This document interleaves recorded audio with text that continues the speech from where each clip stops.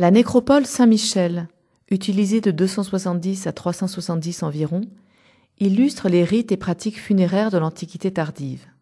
Dans la continuité des usages en vigueur au Haut Empire, les tombes sont installées le long d'une voie de communication nord-sud, reliant l'oppidum de Sextantio à la cité portuaire de la Tara, alors sur le déclin.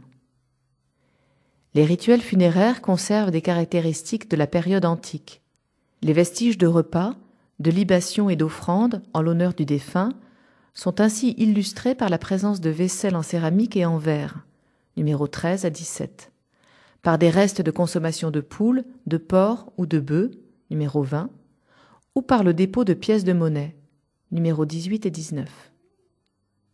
La fouille de cette nécropole témoigne également des changements qui s'opèrent à cette période de transition entre Antiquité et Moyen Âge.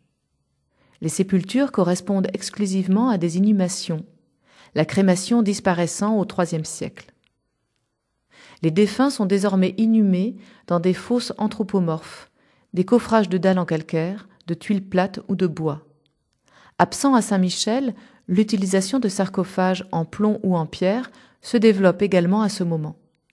Malgré la richesse et la variété des dépôts de cette nécropole, la présence d'un graffiti en forme de chrisme sur un bol, numéro 1, laisse entrevoir la progression de la christianisation dans la région qui va conduire au Ve siècle à l'abandon des traditions païennes des offrandes aux morts.